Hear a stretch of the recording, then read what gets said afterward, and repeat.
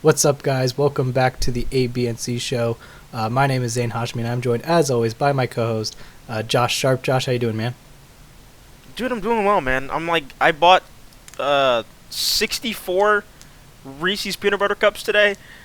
Don't ask me why. I just felt like doing it, so I got my cups. I got my cup of lemonade. I'm ready to go. Well, we just came out of a little movie. You may have heard of it, Spider-Man: Far From Home, but we will talk about that. Whip.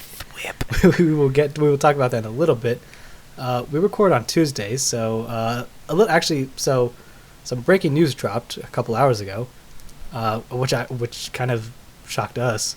But so if I'm remembering his name correctly, the pronunciation, Andy Muschetti, I guess. See, the thing is, I never tried to pronounce his last name. It's Muschetti. You might be right. It might be just Muschetti. Yeah, I don't know. Well, he's the director of It and the upcoming It Chapter 2, which this was a shocker to pretty much, this was a shock to me at least, and I'm pretty sure everybody, keeping up with this film. But Andy Muschietti is in talks to direct The Flash. Apparently, the original directors, John Francis Daly and Jonathan Goldstein, have moved on from the project. And that also Christina Hodson, who wrote Bumblebee and penned the upcoming Birds of Prey and is writing Batgirl. She's apparently writing a new draft of the screenplay for Flash. So, Josh, what do you make of all this? Were you shocked when you heard about this? Yeah, actually, I was, because everything that I had heard was that, Ezra Miller had walked away from the role because, he and Grant Morrison had written a script because he wanted a darker version of the script. He wanted, like, a darker Flash film. But hearing that, Jonathan Goldstein and Daly, they walked away, is actually really surprising. Mm-hmm. But I will say this, though, with Andy and Christina being attached to this project now, that tells me two things. One, WB is really happy with It Chapter 2, and two, WB is extremely happy with Birds of Prey, with like the way it's gone. Because apparently, I think they did some test screenings.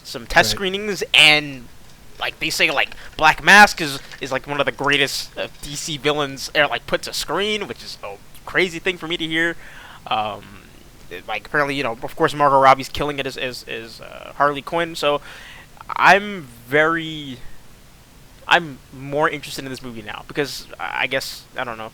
I think horror like movie directors are actually doing pretty well in like terms of superhero films. I mean, you have James Wan with Aquaman, which Aquaman was a great film, and then you have David Sandberg, who kind of started off doing these low budget horror films until he did Lights Out, and that was really well. And then Shazam came out, and Shazam was phenomenal. So I mean, DC so far has a really good track record of hiring horror film directors to direct their superhero movies. I feel like and it's worked they out really well. are perfect for the genre. They really know how to do the correct balance of everything.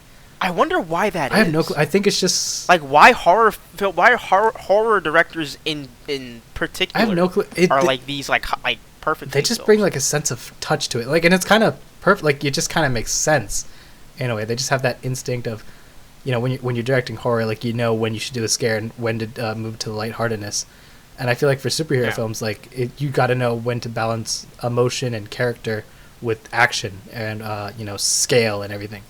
So I feel like horror directors really get a sense of balance between everything, and like when you think when the line should be drawn and everything like that. So I feel like they kind of got a right mindset when it comes to directing superhero films and horror films in a way. Yeah, I mean, one thing, honestly, the biggest thing that I took away from that entire article was the fact that they mentioned that Ezra Miller was still attached to the project, when that's literally the complete and polar opposite of what we've both heard in the past couple of months. It should be noted in the THR, or the Hollywood Reporter article, that they're the ones that broke the story, is that it's even they said it's a rumor that Ezra Miller his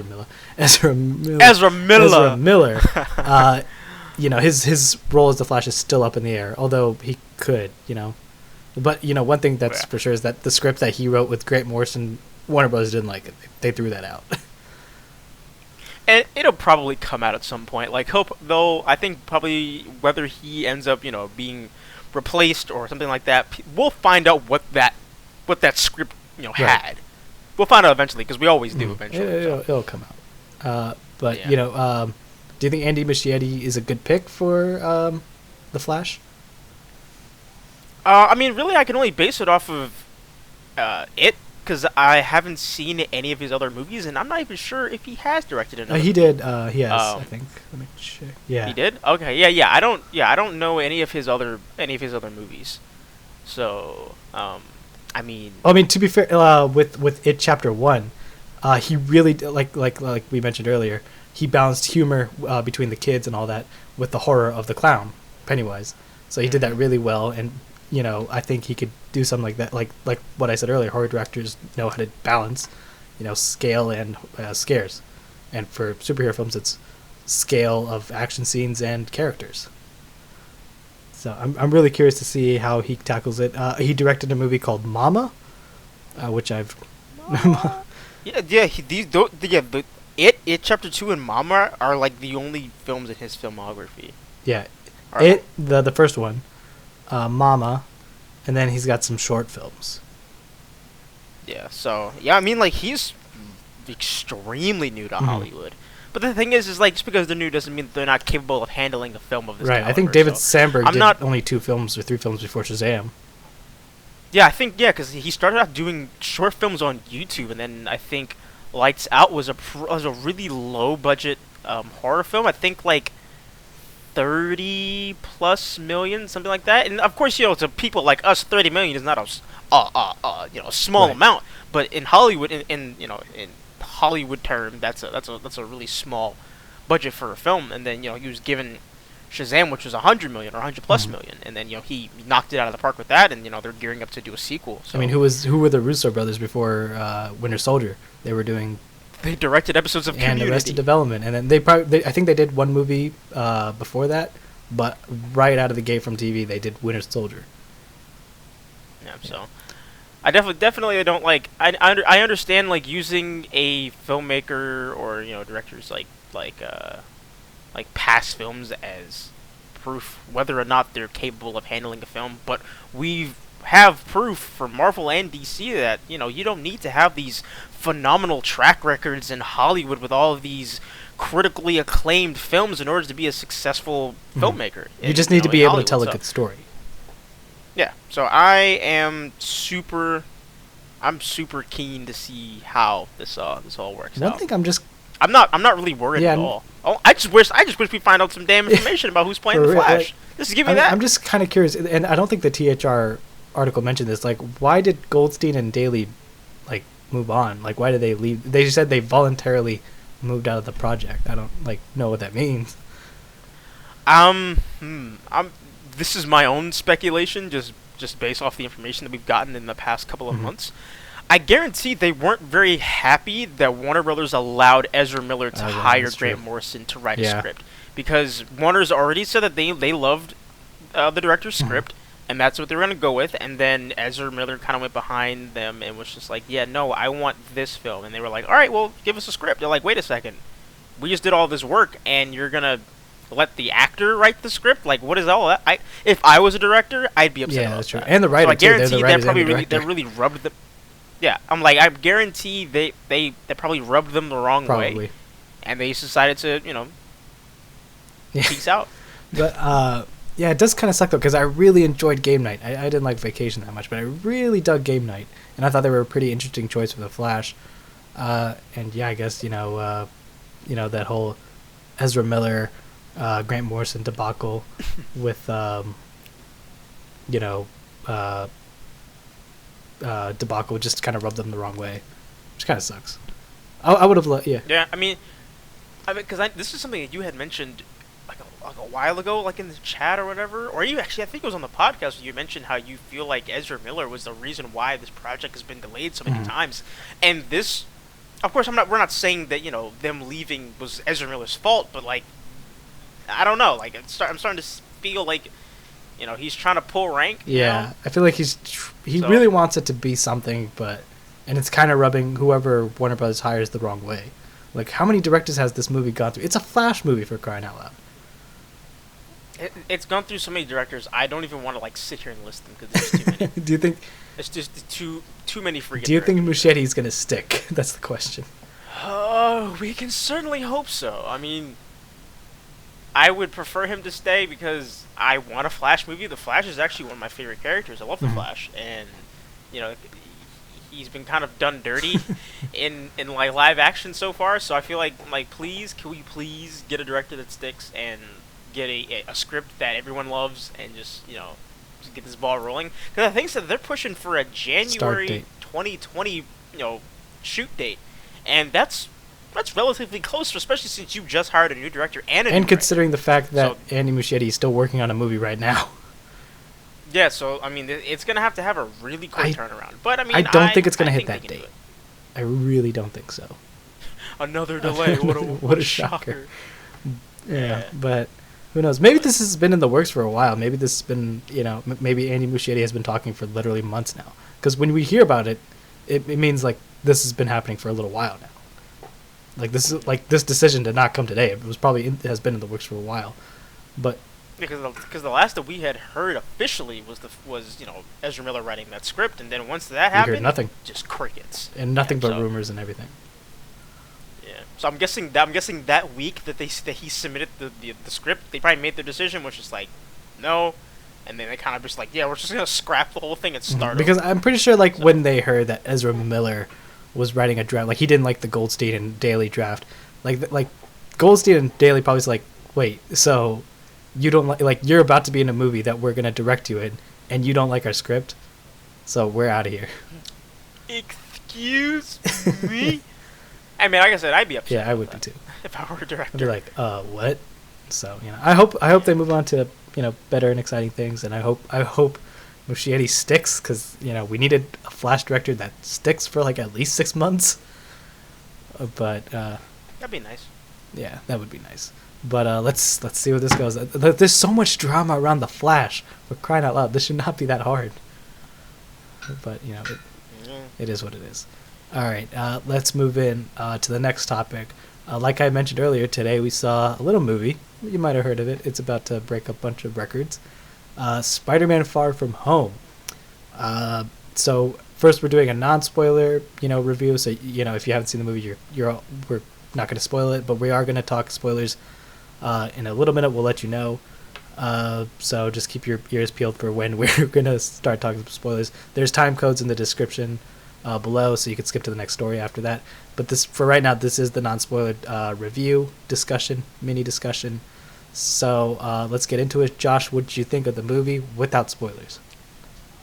Oh, without spoilers. Okay, so I like the movie. I do like Spider-Man: Far From Home. I think. Actually, no, that's not true. I was about to say, I don't think it's better than I don't think it's better than Homecoming. Mm-hmm. The beginning of the movie just kind of really dragged me, and it didn't really feel like a Spider-Man movie. I mean, of course, there was Spider-Man-y-esque things like, Spider-Man was doing stuff. That's not bad. But I don't know, this. This is one thing that really bothers me about Marvel films, and this has bothered me for a while. I don't understand their obsession with injecting comedy into literally everything. Right off the bat, the beginning of the movie, the first freaking frame, jokes, laughter, haha. The first, and it's supposed to be like a the first frame of the movie was not laughter, I'd say. Which way? I'm trying to think of what the first frame of the movie was. Hold on a second. I literally just saw the movie without too, spoilers, Mexico. Without spoilers. Okay, not that. Okay, when they get to the Peter stuff. Okay, let's just say that, because I don't want to spoil anything. Literally from that frame, from the beginning of that frame, jokes and laughter and things like that. And I'm just and it's supposed to be a serious thing. At least I took it as a serious thing, considering the context of what we were looking at. And I was just why are you why does this need to be funny? I don't understand it. I don't understand Marvel's infatuation of interjecting comedy into into these moments that are supposed to be serious. That just really bothers me. I thought Mysterio was great. I'm gonna go to the positives now, because I've been shitting on the movie for the past 2 minutes. But no, I thought Mysterio was great. The way he is brought to life on screen is just chef's kiss. It's Yeah. perfect. Like there's some things that he does in this movie that like I was just like, yo, like This is is like perfect. it's mysterious. Like this Um, movie is like the perfect representation of like what a comic book is like in a way. oh, absolutely. Like, yeah, like it's. I want to talk about. I want to talk about this so bad. Let's see. I thought Tom Holland did a fantastic job as Peter Mhm. Parker. As like the MCU's going on, he's quickly becoming more and more of like my favorite Spider-Man, because right now my favorite Spider-Man is Andrew Garfield, even though I understand that people aren't really big fans of the Amazing Spider-Man Right. films. I Mhm. get that, but I do. I like those. I like one and a half of those movies. The second half of Amazing Spider-Man 2 is dog shit. That- I'll say that anyway. But yeah, no, I one kind of not worry, but like something that I was a little, I don't know, concerned about. I thought about was like the fact that like in the promotional in the promotional material they've been talking about, oh, like, you know, the next Iron Man and this and that, and like I was worried that they were gonna try to go that route to where like, oh yeah, Peter has to step up and become like the new Iron Man, and they didn't do that here, and I really appreciate that. Um, See, like the things that I want to talk about that are like spoiler are Right. like This is a very hard spoilers. movie to talk about, considering number one, there's a lot of spoilers in this movie. Number two, we just came out of the theater. Uh, Yeah, like I'm really kind of struggling to like mention things that aren't like. I mean, okay, is this considered a spoiler? Like the whole like Ned thing? no, I don't think so. Okay, the whole thing with Ned and what's that girl's Betty. name? Dude, that was like hilarious. I don't know why, but It was, I found yeah, that it was entire great. that entire like their entire relationship during that trip was like the funniest thing to me, because like I remember when I was like that with a particular girlfriend and was just like, okay babe, hey babe, hey babe, like I just found that so freaking It was great. hilarious. And you would think it would And like then, wear out because it's an entire bit throughout the movie. You would think it would wear out at some point, but it doesn't. It just keeps going and going and Yeah. going.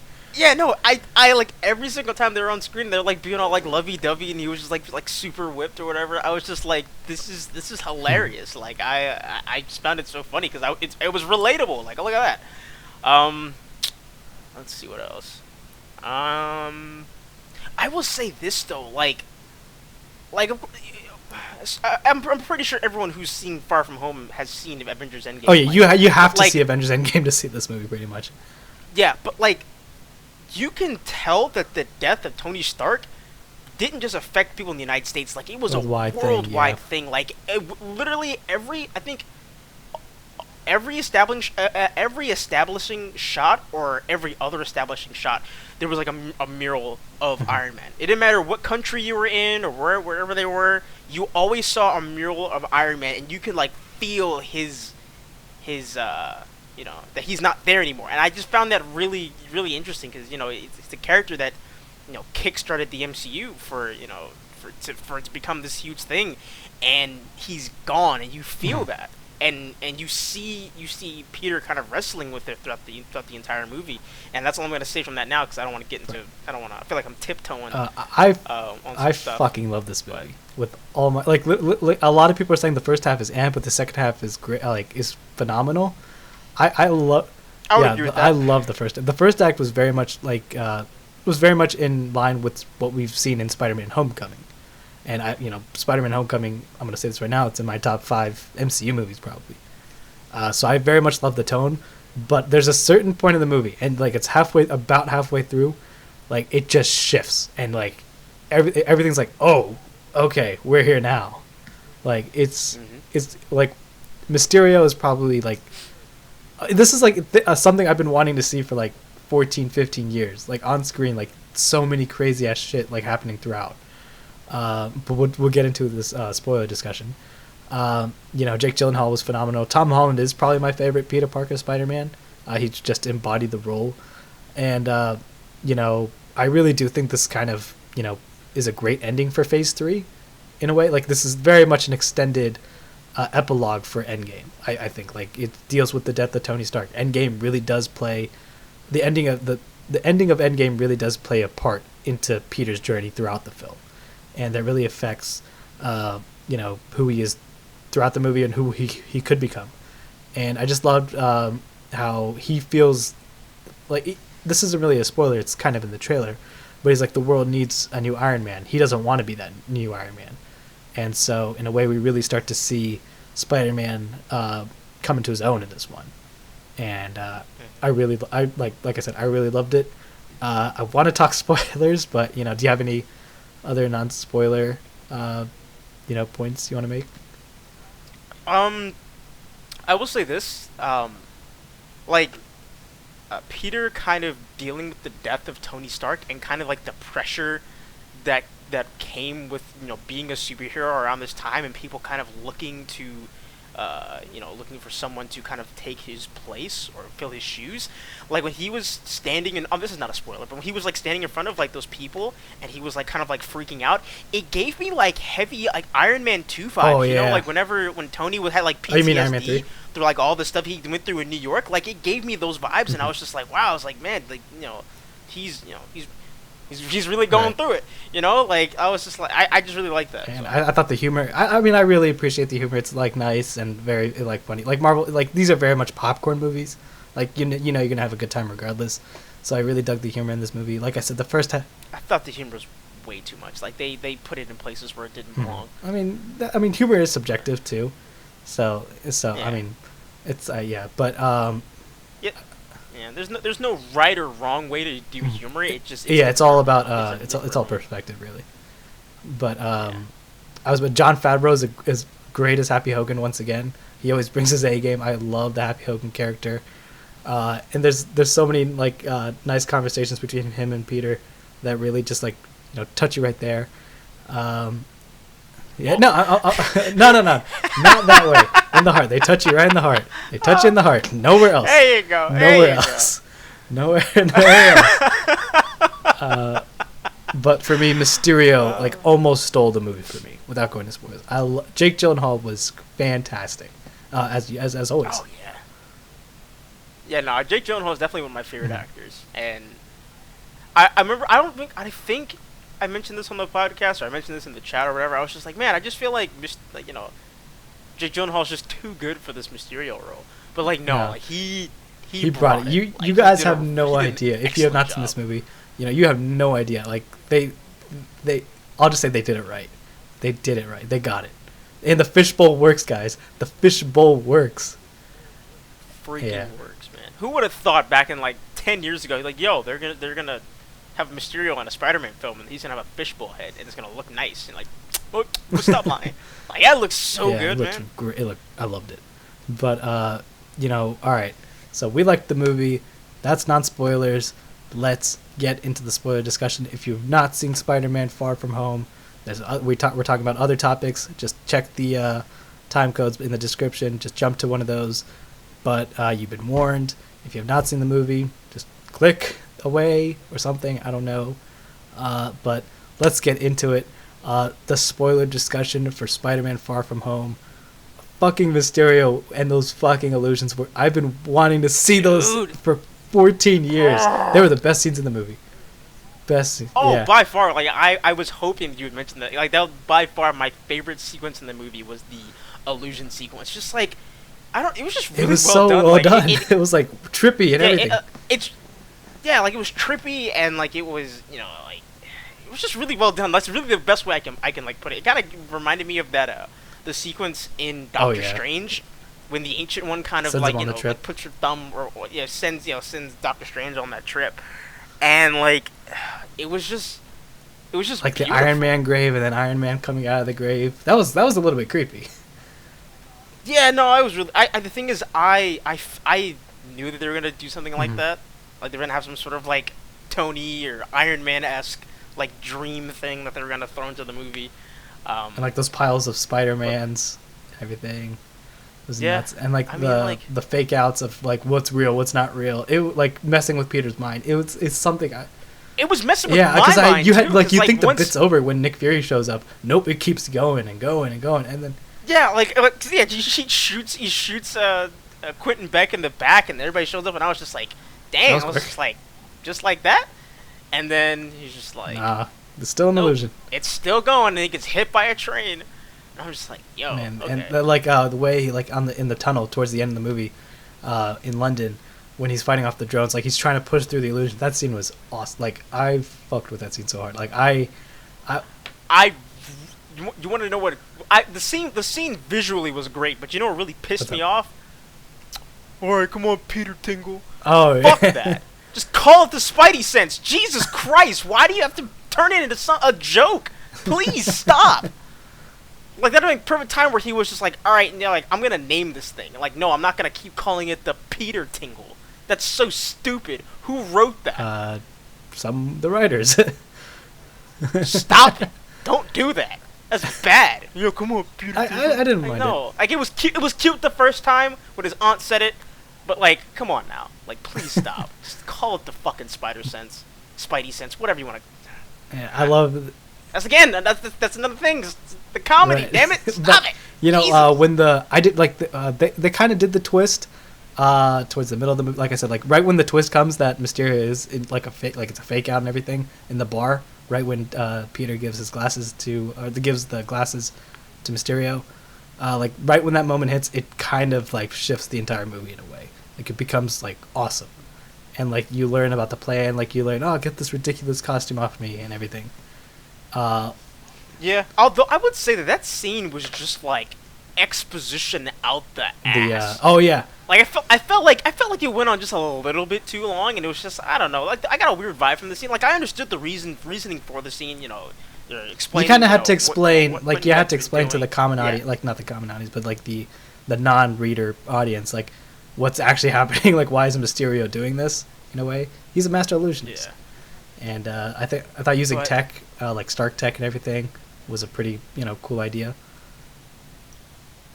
Yeah. And I mean, you didn't have to bring back the guy from Iron Man 1 and everything. Like I felt like that kind of pushed it a little too much. Yeah, like, oh look, it's been connected Yeah. all along. Like we're all Stark Industry misfits. But I thought like they even had Jake Gyllenhaal in a motion capture suit, which was really. Yeah, I actually really like that, because I mean that's always kind of been Mysterio, where he's created all these illusions and these elaborate spectacles, and he's been like kind of like a Wizard of Oz type deal, where he's got all these amazing things, but you pull back the curtain and it's just a regular dude. And I thought like having him in a mocap suit and like kind of like I thought that was great.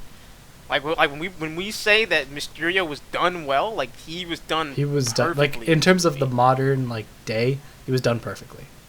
Like, obviously, you can't have him just be, like, a visual effects guy. Like, it's got to be, like, something modern. And, like, this is as close as it got, because he was essentially putting on a show. Which, is pretty, like I said, spot on to what Mysterio actually is in the comics. But, yeah. Oh, the scene I was talking about with Happy Hogan, it was on the jet. After he picks up Peter from the Netherlands, I believe. And he's like, Tony wouldn't have given you. I'm pretty sure Tony wouldn't have done what he did if he knew something was going to happen to you or something like that. And like the nice nods to the callback to the first Iron Man. He's like, I'll handle the music, and it's the song from the very first Iron Man, the opening song, Back in Black. AC/DC. I love Led Zeppelin. Yeah, well, but and then we see Peter working on the tech, and then Happy just watching, like giving a nod, like that. That's such a that really got me. Like I was like, let me ask you a question. Do you think that the MCU Spider-Man relies too much on Tony Stark's tech? and doesn't like, I don't know, figure things out on his own? Because I like during that scene was cool, but I got that vibe. It's just like, oh, he's using more potent stuff. I kind of. Peter's always kind of been somebody who's done on things. His own. He's been he's done stuff on his own. He's kind of I don't know. I feel like he's kind of using the Stark tech as like an I feel like in Homecoming it almost went there, but they stuck with the his crappy homemade suit, the hoodie suit at the end of Homecoming. I thought it was going there in Homecoming. I thought it started to get like a little too much relying on Tony Stark's tech in this movie, just a little bit. And I hope they don't do that in the next one. Like, I just kind of want him to be, like, on his own, like, fully. And I feel like we'll get that in Part 3. Like, you can't always rely on Tony Stark's shadow tech, like, as moving forward. I mean, like, oh, yeah, he's in the Netherlands. I forgot the name of that place. But, like, oh, I'm in trouble. Oh, hey, come pick me up in your super fast private jet. All right, bet I'm there in like 10 minutes. Oh, I need a new suit. Let me click this button that Tony Stark built to have this super awesome, like intricate machine that makes suits, and I happen to have all this stuff on Spider-Man suits, and I have like multiple suits, and I don't know if you saw, but the OG Iron Spider suit was like in like that hologram line. Like you saw the arc reactor and everything. But yeah, I found that to be like a little nod. Meh. I was just like I said, it looked cool, but I just feel like he's relying too much on Tony's tech.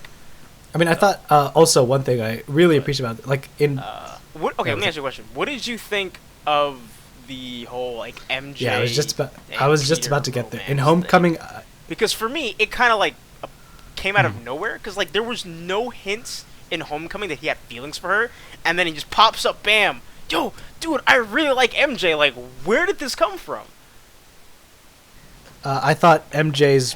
I did not like MJ's role, going in like in Homecoming. Like I thought she was kind of like a bit misfit. Like I just thought she seemed a little off, and like I don't know why she was there.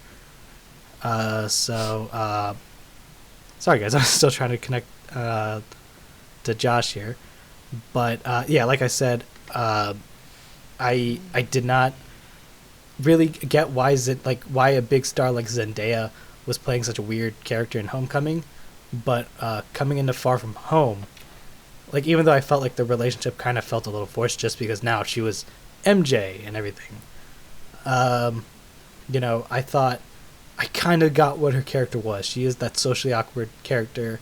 Peter in a lot of ways kind of feels a little socially awkward because he doesn't want anybody to know he's Spider-Man, so he always acts awkward some of the times. But I thought I kind of got, like, it kind of made sense as to why they're together. I just kind of wish they kind of could have built a little bit more bridges to explain why they were into each other. I thought it was kind of like, I felt like something was off. I don't know if that was like an editorial thing or like a writing thing. Maybe like there was a scene where they connected or something like that. But I really dug their relationship, especially towards she does find out going into the third act, she does find out Peter's identity. So and that kind of brings a new dynamic to what her character means for the movie and probably for the series going forward. So I really dug it. I really ended up enjoying her character throughout the movie. So I mean, like I said, I really did not understand why they ended up I just wish, like, I kind of put two and two together as to why they would be together, but they are, like I said, awkward. MJ can be really socially awkward. She has these weird responses. She has like weird personality, and I think I can get why Peter can lean towards that in a way. I think Peter really does understand where MJ comes from, where she like why she gets into the Peter, and she, like, they even said it in the movie, like why what Josh, you there? Yeah, I don't know what that was, but basically I was saying they did need some bridge building in terms of why Peter and MJ were kind of into each other, but I kind of put the pieces together in my head. Like, they both kind of came across as socially awkward people in a way, because Peter has to always move out of the way because he's Spider-Man. He's always leaving and all that. So I think that's why they ended up together. Maybe that's why they saw each other. And I totally get that. But Peter's been gone for 5 years. No, so is he. Yeah, they've both been gone for 5 years, and then he comes back, and this takes place within the first week or so, because Kevin Feige said this takes place directly after Endgame. Well, no, they've actually established in the movie that this takes place a couple months after Endgame. Yeah, so all of a sudden he's got this freaking raging crush for MJ, somebody he doesn't really talk to all that much. I'm sorry, I just don't really buy that. I buy her having a crush on him. I buy that because we got hints of that from Homecoming. But he never showed interest because he was all over Liz. And like all Yeah, of a he was, sudden, and then she moved. yeah, I don't. All of a sudden, he's just like, "Oh, MJ, like I'm gonna ask you to marry me or some shit." Like I was just like, "All right." Like he playing everything with the black Black flower, Dahlia, the Black Dahlia, like the whatever. murder. Yeah, yeah. Uh, But Dude, I mean, you could just kind why? of. Yeah. I don't know why, but I sound so funny that like with Peter with like his stealth suit, they just called him Night Monkey. Oh yeah, that was great. That was great. Like, what's his name? Night Monkey. Night Monkey. Oh, okay. Night- Yo, Night Monkey. I don't know. I just found it Monkey, really help funny. us. But yeah, I mean, I really dug. I dug the relationship in the movie, but like I said, they kind of needed some bridge building as to why Peter got into her. I get why MJ started getting into Peter, and they established that in Homecoming. But they did need some bridge building in this one. I really like the teacher characters. The one from Homecoming returns, and then the Mr. Dell. I think the one who's like witches. These are witches. Yeah. I forget his name. But yeah, I think it was Mr. Dell or something like that. But I like this Flash Thompson. He kind of gets a little annoying at times, but towards the end, I think there was that nice little moment where you kind of feel bad for him when like they're getting picked up by the airport, and the driver's there, and he's like, "Oh, is mom coming?" And the driver's just like, "No." Yeah, I was actually gonna mention that. Like, and this was, and you got like a hint of it like earlier in the movie, because whenever Peter's using, what's the name of the glasses? The AI. Edith. Whenever he's using Edith, and he's like looking at all like everyone, you see a text from Flash to his parents going, "Hey, I haven't heard from you or mom in a couple of days. Like, what's going on?" And I was just like, "Dang, like the dude's like low key neglected by his family. That's." Oh, I didn't even notice that. Yeah, I actually did not notice. Yeah, that. and I was just like, man, I was like, that actually really sucks. But yeah, I do you think that that's like gonna play into anything, or do you think that was just kind of like? I gotta assume it's gotta play into something, because why would they show that? Yeah. Like, especially towards the, like, why would they focus on, oh, is mom coming? I was like, no. So, I don't know. They would have taken it out if it wasn't going to lead to something. I'm pretty sure they have a plan for Spider-Man 3. Also, one thing I also got to bring. I know you're not supposed to like that other kid, the one that's also in it. I forgot his name, Brad or something. I think his name is Brad. Yeah. I guess that's good, because I really did, like, you're not supposed to like the guy that the hero is after and all that in terms of love interest. But I just thought this Brad guy was just a dick. I really did not like him one bit. Like they said, oh, he's the nicest guy. Oh, he gets all the girls. No, this dude was a dick. Yeah, Like, yeah, no, I really did not like him. Like, he took a picture of him. He was just like, man, I like MJ too, bro. I gotta tell him the truth. And I'm just like, I actually knew a guy like that in high school, and he was kind of a chode. So like, I was just like, I've seen people like you before, but yeah, no, he was kind of an ass. Yeah, I did not like him one bit. How did you crap, where was I going with that? So that guy Dimitri, I feel like Right. he's somebody. A lot of people were like speculating that he was actually playing the Chameleon, which I don't think so at all. Is the Chameleon's real name Dimitri? I believe so, Dimitri something. Oh, to Google I go. Hold up. But I never bought into that one bit. Like, I was like, you can't really throw in Mysterio and then like the fact of post Endgame and then throw in the Chameleon in there. So like, I didn't buy that rumor for a minute. I didn't buy that rumor at all. Oh my gosh. Yep, his name is Dmitry Anatoly Nikolaevich. Was he Russian in this movie? Smirnakov. I don't know. I know he was brown in the movie, but was he speaking Russian or anything? Or did he sound Russian? I don't think he spoke. I don't think he spoke No, at all. he had a few lines, but I just don't remember. Oh. I just remember him standing at the bus, and the teacher trying to talk to him, and he just gave him that dead look, like he was about to rip his throat out. Yeah, that was great. I forgot. Also, like the oh shit, I'm forgetting now. I thought. All right, let's talk about the post credits, because I think the post credits were pretty wild. So the whole world now knows that Peter Parker is Spider-Man, and the person to announce that is J.K. Simmons, reprising the role as J. Jonah Jameson. I thought that was like a fantastic cameo, and I thought that really does set up a third Spider-Man film pretty well, because now the whole world knows who Spider-Man is, and he's as J. Jonah Jameson mentions, he's a menace to the world now, because Mysterio was looked as a hero. Yeah, I had the cameo spoiled for me like last week. Oh. So I knew about it, and and of course, with the with the fan screenings that they had last week as well. People are gonna record stuff and all that stuff. So I actually saw it, and I was just like, oh hey, that's cool. But from what I heard, it's literally just like a one-off. Like he's not gonna be in Spider-Man 3. It's literally just like a one-time thing. Cameo. Yeah, it's like a one-time cameo, and I guess it makes sense. But at the same time, maybe it doesn't make sense because it's just like, okay, so J. Jonah Jameson exists in this universe. He's played by J.K. Simmons, who played JJJ in the Raimi films. So it's just like, huh? So I'm guessing that's why it's not gonna be a full-on role, because like he's already done that role in a Spider-Man trilogy that has no connection to this whatsoever. So I'm sure this was all like just in good fun. Like, yeah, just fan service. The producers, really. The producers are like, hey, this will be fun. Like, oh, who should be saying that he's a menace to the city? Should be J. Jonah Jameson.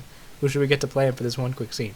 The guy who played him best. Yes. J.K. Simmons. And J.K. Simmons kills that role. I loved him in like the very, very, very, very, very brief footage that we saw him as Commissioner Gordon. But like he is J. Jonah Jameson. Like he is. You can't strip that away from him. He has made so many people fall in love with that character, and I'm not gonna, anytime, I don't care like if you're gonna where you're gonna do it, just let freaking him play that character. He's just so good. Yeah, like even in the 100th reboot, if you're gonna have J. Jonah Jameson, it's got to be J.K. Simmons. He just nails that role like so perfectly.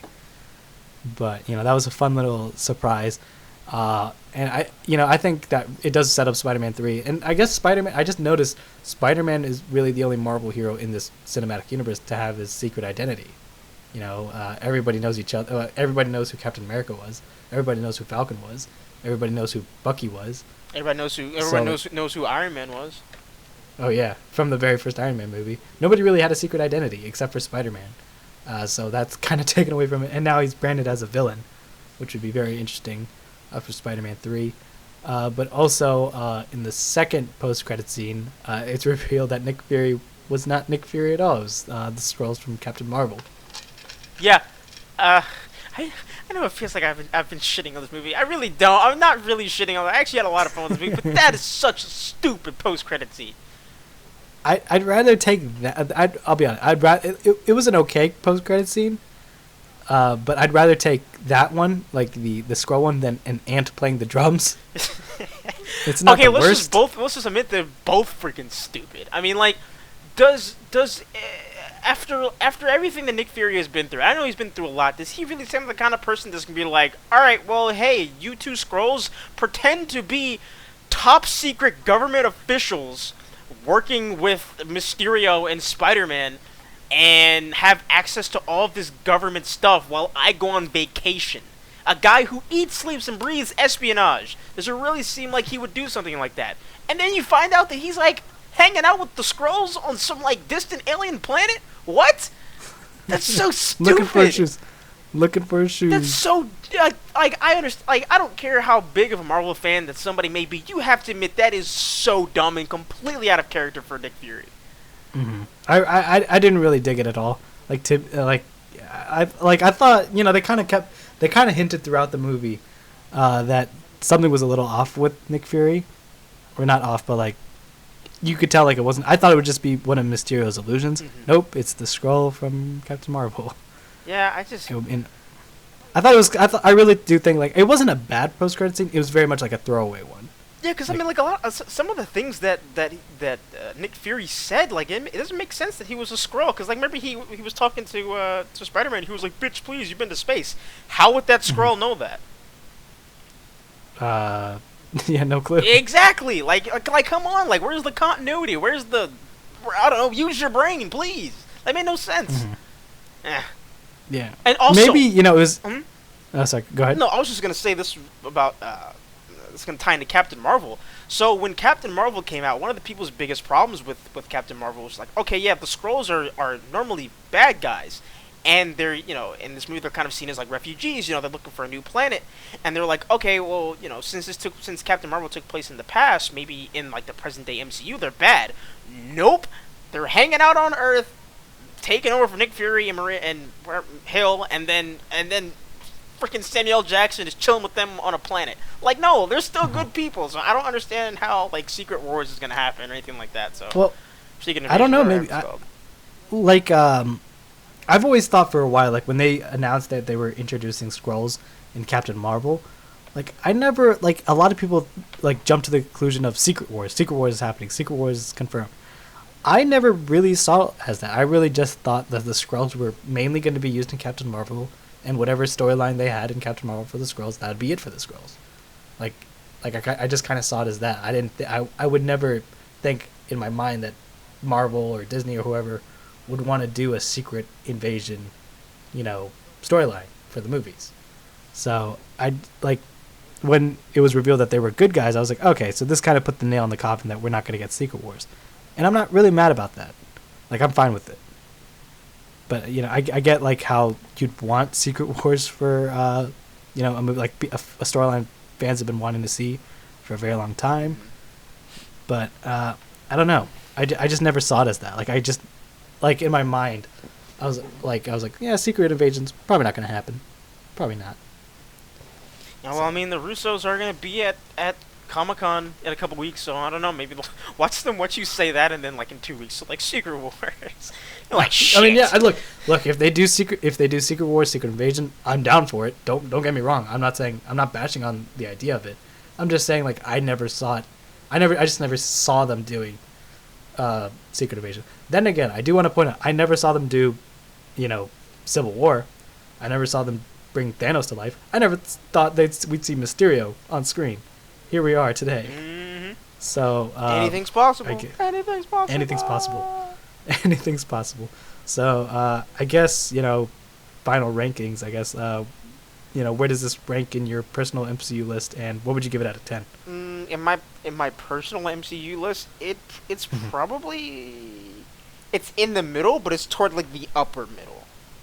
So it's like past like the Iron Man 2s and like Thor Ragnarok and stuff like that. Like I said, I do like Homecoming better. Just structure wise, because I never felt like bored in Homecoming.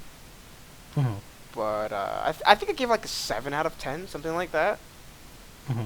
It's still pretty good. Yeah, it's pretty good. It's not, like I said, it's not bad. I know. Like it seems like I've been like shit talking the movie for the past like. Josh, you hate Spider-Man Far From Home? Yeah, I mean, yes, it sounds like I've literally just been shit talking the movie for the past like 15, 20 minutes. But no, like I really did enjoy the movie. There's just a lot that I didn't like about it. Which I mean, like, which is to be expected because no film is perfect. I'm not gonna sit here and be like, right. Oh my god, move over Spider-Man 2. Anybody who says that, stop it. No. I mean, it's all like it's all subjective. I don't see it. I don't know. But so you gave it a 7 out of 10. I would say, I don't know. I really loved Homecoming, and like I said, I really loved the first half of this movie, and the second half is just phenomenal. Like I thought the first half was very much in line with what we've seen in Far From Home. I mean, at least for my standards. But I think for now, I might. It's definitely in the upper half of the Marvel films. Like this is a very funny, very fun popcorn movie. You'll have a great time, especially if you're a comic book fan. This is a perfect follow-up to Endgame, I'd say. It really does. This really does kind of feel like the end of the Infinity Saga now. Like I get why Kevin Feige says this is the end of Phase 3. This is truly the end of the Infinity Saga with Spider-Man Far From Home. I really do get that now. I really do. I don't know. I think I'd give it maybe an 8.5 out of 10. I do have some minor gripes. Like, yeah, I think the first half is great, but I think there's some. It just kind of felt a little choppy at times. Mm-hmm. I don't know. It just feel, even though I really do like I said, I really dig the first half. I felt a little choppy. I did not like Brad. Fuck Brad. Fuck Brad. And I do think like the whole MJ Peter relationship needed some explanation. There were just some minor hiccups here and there. But yeah, I think it might be in spot number 6 or 7, maybe 8. I don't know. I'd have to like sit down and revise my list, I guess. But this is a very enjoyable sequel. It's a worthy successor to Homecoming. It's a very good Spider-Man movie, and it's just a fun Marvel movie as expected. And yeah, definitely go see it. It's definitely worth like watching. It's Just for the Mysterio sequences. If you hate the movie, at least just see it for the Mysterio scenes. Like those scenes are. oh my god, my like, chair is so loud. Jesus. Mine is worse. Like, Mine it's sounds the like witches, farts or man. something. Shit. It's the witches. Shit. But the Mysterio scenes alone are worth the price of admission for sure. But yeah, so that will do it for our Spider-Man Far From Home non-spoiler and spoiler discussion. And I got some bad news, Josh. Mm-hmm. I've been using my phone to keep track of the time codes. Yeah. Put them in the description. Oh no. No, I'll go back and try to listen for the points again. Sorry, But, Sean. Sorry, Sean. No, I will. I'll find it. But yeah. So let's get into the next topic. All right. So you're here. The spoilers are done. Let's move on to the next topic. So this is a rumor. This kind of came out. I don't know actually when it came out. It came out yesterday or today. Yesterday. So like we've been saying, Robert Pattinson is the Batman. You're gonna start hearing names for other characters that are gonna be in the movie. And one name that has been brought up for a role is Vanessa Kirby, who was in last year's Mission Impossible Fallout, and who will be seen in theaters this summer in Hobbs and Shaw. She's being eyed to play Catwoman for Matt Reeves' Batman. Now, number one, this is a rumor. Number two, there's a list of names out there for being eyed for Catwoman. This is just, a rumor. She is on, I guess, a list of characters that or actors that Matt Reeves likes for the role of Catwoman, or the studio likes for the role of Catwoman. But yeah, Josh, what do you think of Vanessa Kirby? If she got the role, what would you think of Vanessa Kirby as Catwoman? She was never somebody that I envisioned playing Catwoman, but now that she's kind of being rumored to be on this short list to play Catwoman, and that Matt Reeves has been eyeing her, I think she'd be really good. Like, I'm trying to remember, the only time I ever saw her was in Mission Impossible Fallout, and then of course, Right. I'm gonna see Hobbs and Shaw because I like really goofy movies. And that movie that movie's gonna be quick side. That movie's gonna be awesome. I cannot wait. Me and my friends have been I watching the recent Fast and Furious movies, and oh man, it's just so over the They're top. dumb, but they're so much fun. Yeah, they are, they're man. dumb, but they're so much fun. I'm excited for that. But Vanessa Kirby, I think if you want to look at any role that somewhat, sort of, kind of, maybe resembles what she might bring to the role of Selena Kyle / Catwoman, watch Mission Impossible Fallout. Because, she plays, this cool, calm, and collected, badass female who kicks ass. And, her demeanor, it's very, I don't like using the word sensual. I don't even like the word sensual. But, that's, the best way to really kind of describe her, the way she is in that movie. Right. But she has the acting chops. I haven't seen her in anything where she's, bad. And I know she's done, I think she did, an HBO show. I forget what it's called. I don't want to be an idiot and said ooh, Tutors or something like that. I'm gonna look it up. But I mean, she definitely has the look too. I don't know how tall she is. She looks like she's pretty tall, or not pretty tall, but she was in the Crown too. I don't know if you saw the Crown. What is that? It's the show about Queen Elizabeth. Okay, so I was half right. Is it on HBO? Yeah. No, it's on Netflix. Fuck. But I was just putting. I was just So close. I was putting out the show. She was in that. She was in Jupiter Ascending. Ugh. Oof. I'm not seeing anything HBO related. Damn. Okay, well I was half. Oh, she was in the movie Everest. It came out. Oh yeah, and yeah, Everest. Yeah. I mean, like I said, I've only really seen her in Mission Impossible. She's 5'7". And I guess What the the Crown. fuck am I been looking at? She's tall. What the hell? What's wrong with me? She's tall. I'm taller But, than her. What the hell? Okay. I mean, but I forgot what I was about to say. Yeah, I mean, I've seen The Crown. I didn't know she was in that. But yeah, I guess I've seen her in The Crown, I guess. But I really noticed her in Mission Impossible. Yeah, that was kind of her breakout role, really. Yeah, that really was. And obviously, I think she looks great in Hobbs and Shaw. That's again a pretty different role from Mission Impossible. So I hope she gets the role. Like I said, this is just a rumor, but I hope it's true. I really hope she it's one of those things where who do you see playing as Catwoman? She would not be on my list at all. But when you say that name, it's Oh yeah, I could see that. I think that'd actually be really good. Yeah, I'm like, 'cause I think I was during the trailer for Hobbs and Shaw, like right in front of not Homecoming, Far From Home. She was in it, and like while she was talking, like on screen, like I was imagining her standing in front of Robert Pattinson's Bruce Wayne, and I was like, this is gonna work. This could work. Yeah. So I think this could work. Yeah. Like I said, like it's just one of the things like that the name, like no, it's on nobody's radar, but when you say it, I was like, oh, that would be good. That really would be good. So I hope it happens. I want it to happen. But yeah, I hope she gets the gig. I think this would be perfect. So that means basically, Batman and Catwoman are going to be played by two British people. I'm okay. I like British people, so I mean, I'm not. I have no. Dude, what if they let her keep the British accent? Could you imagine a British Catwoman? Dog. Oh shit.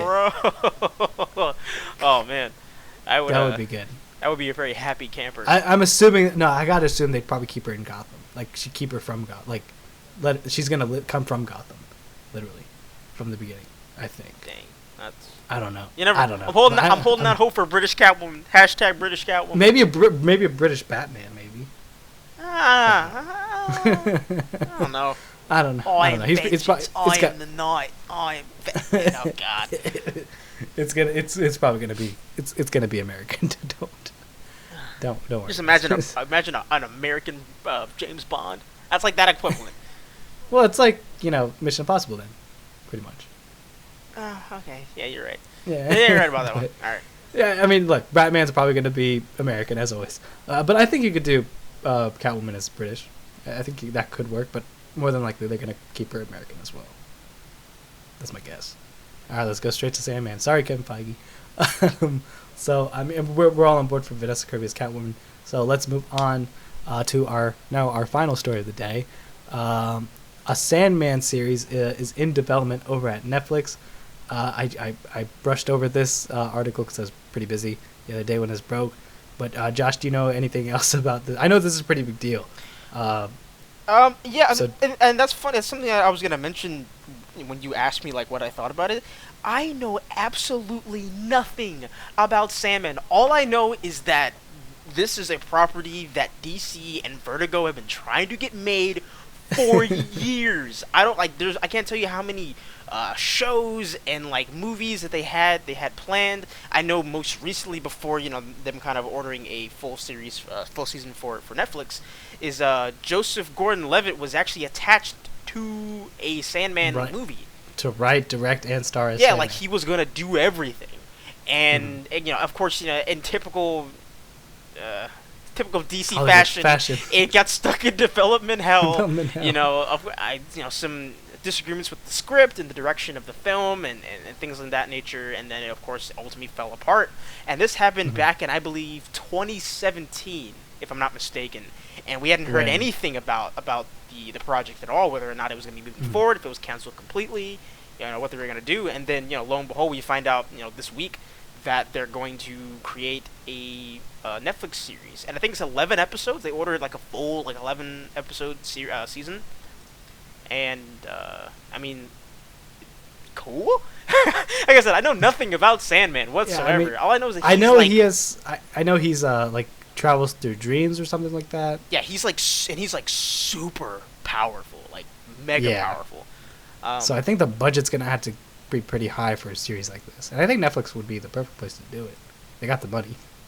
Oh yeah, no, Netflix is rolling in the bread. Here, I'm trying to find like a specific actually, we wrote an article about it.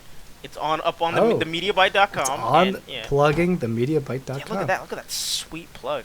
Yeah, so Sandman, it says Sandman follows Dream, an entity of immense power who exists as the embodiment of dreams and imagination, and he's a part of a group called the Endless. And they're a group of siblings that all individually control various forces within the universe that they exist in. So it is very much like out there in terms of just like its setting,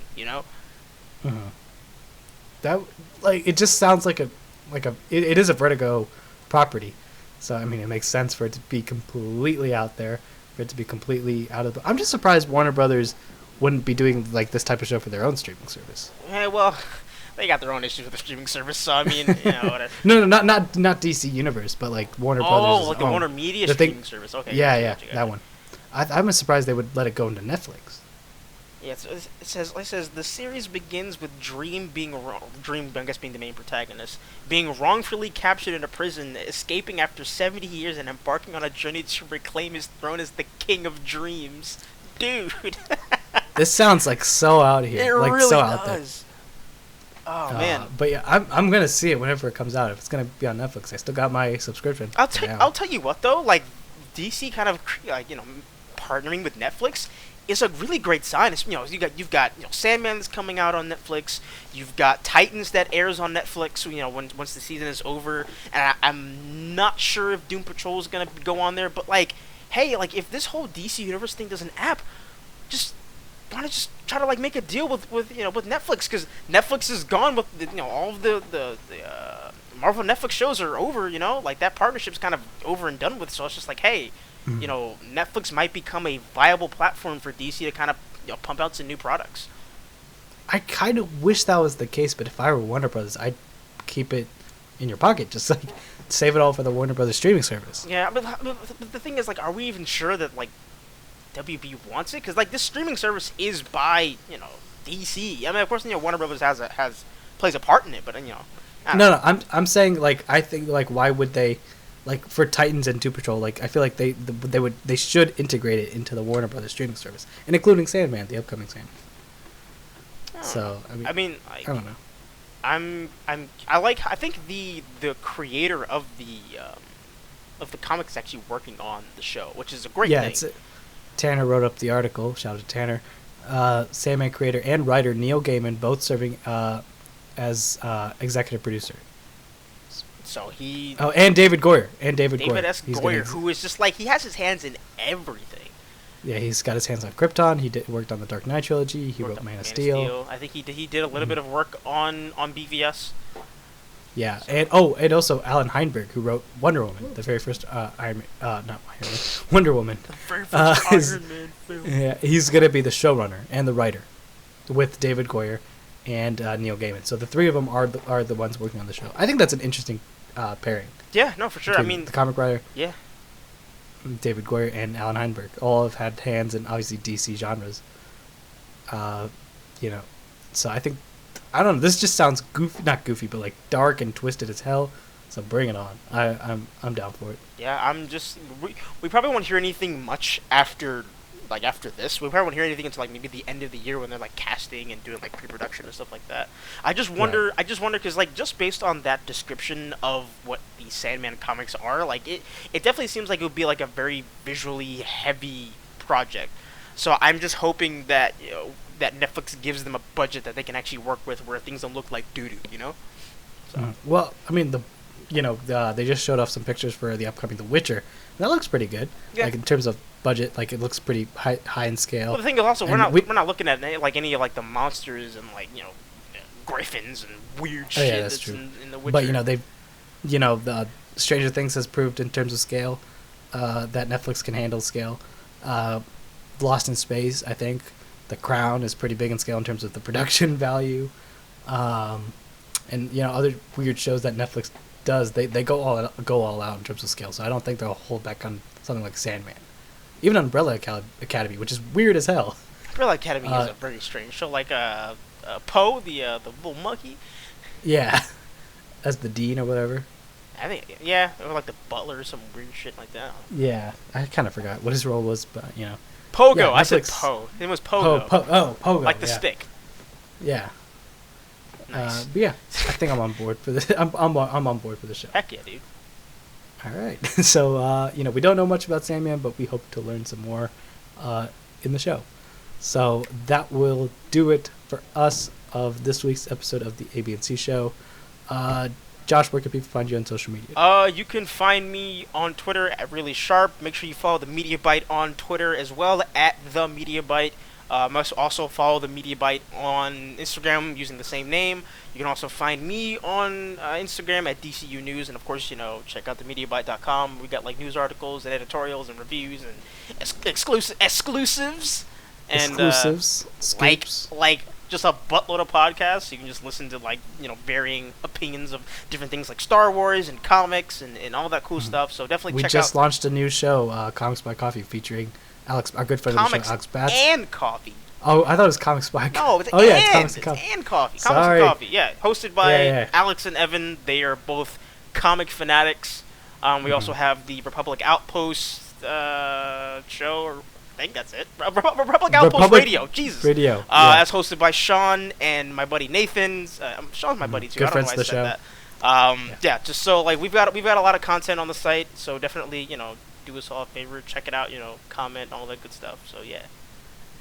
So yeah, I mean it's pretty. We got some pretty exciting stuff coming We for you guys in the moving, future as man. well. We moving off in terms of We're everything. moving in silence like lasagna. Yeah. I think that's for song lyrics.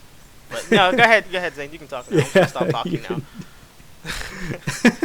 You could find me on social media at Pakibruh, Pakibruh, bruh, on Instagram and on Twitter. Like Josh said, follow the Media Bite. Links will be in the description. Make sure you hit that subscribe button. Comment below what you thought of Spider-Man: Homecoming. Are you excited for the Sandman show? Whatever else we talked about on the show. Just comment below your thoughts. Catwoman. Andy Muschetti, do you think he's a good choice for the Flash? And yeah, just subscribe and stay tuned for other amazing shows that our buddies work on very hard. So that will do it, and until next time, peace. Peace.